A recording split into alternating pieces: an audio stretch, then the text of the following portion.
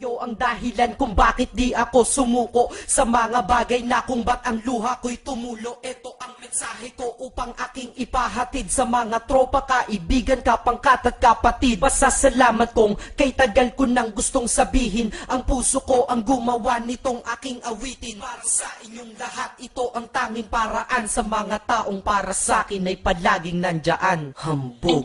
Kayo ang dahilan kung bakit di ako sumuko sa mga bagay na kung ba't ang luha ko'y tumulo. Ito ang mensahe ko upang aking ipahatid sa mga tropa, kaibigan, kapangkat at kapatid. Pasasalamat kong kay tagal ko nang gustong sabihin. Ang puso ko ang gumawa nitong aking awitin. Para sa inyong lahat, ito ang tanging paraan. Sa mga taong para sa akin ay palaging nandyan. Upang ako'y mabigyan ng kalakasan ng loob at manatili na nakatayo at di patataog na kahit na anumang pagsubok na nagdadatingan. Di ako takot pagkat alam kong may malalapitan. Pag ako ay mayroong problema na dinadala, akala ko ako'y nag-iisa, ngunit hindi pala. Alam nyo ba kung bakit?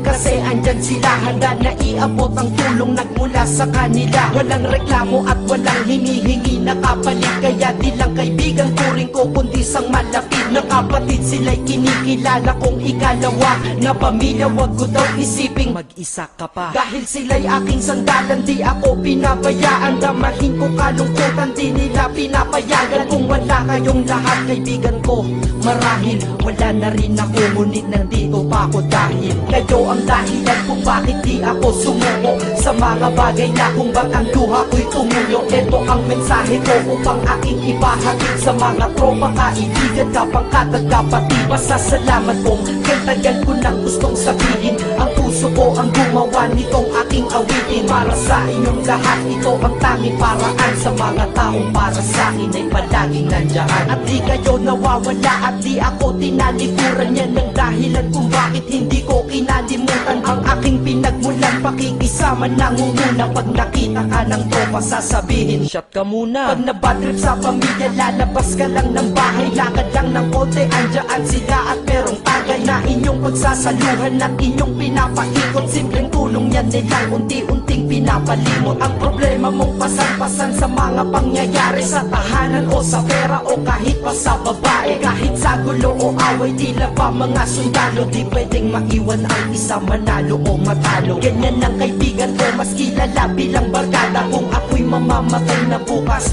ako'y handa na. At kung may ikalawang mundo o buhay para sa'kin, sana magiging tropa ko kayo pa rin. Kayo ang dahilan kung bakit di ako sumuko sa mga bagay na kung ba't ang luha ko'y tumulo. Ito ang mensahe ko upang aking ipahatid sa mga tropa, kaibigan, kapangkat at kapatid. Pasasalamat kong kay tagal ko nang gustong sabihin. Ang puso ko ang gumawa nitong aking awitin. Para sa inyong lahat, ito ang tanging paraan. Sa mga taong para sa akin ay palaging nandyan. Kaya ako'y kontento na dahil kayo'y naging parte ng buhay ko. Sa kabutihan nyo, paano ko gagante? Magtatawagan ng mga tropa, kita-kita lang sa kanto. Pagkatapos didiskarte ng pitselyosi at baso. Papaikot ang sombrero para mag-ambagan tropa. Kahit 20 pwede na, basta lamang makatoma.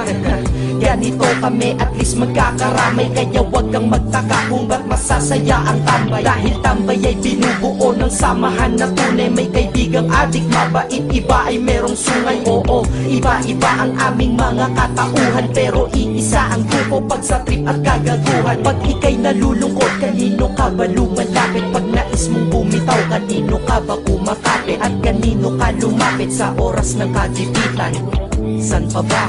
Diba sa kaibigan? Kayo ang dahilan kung bakit di ako sumuko sa mga bagay na kung ba't ang luha ko'y tumulo. Ito ang mensahe ko upang aking ipahatid sa mga tropa, kaibigan, kapangkat at kapatid. Pasasalamat kong kay tagal ko nang gustong sabihin. Ang puso ko ang gumawa nitong aking awitin. Para sa inyong lahat, ito ang tanging paraan. Sa mga taong para sa akin ay palaging nandyan. Salamat. Acero Records, Sad Productions, hambog ng Sad Pro Crew.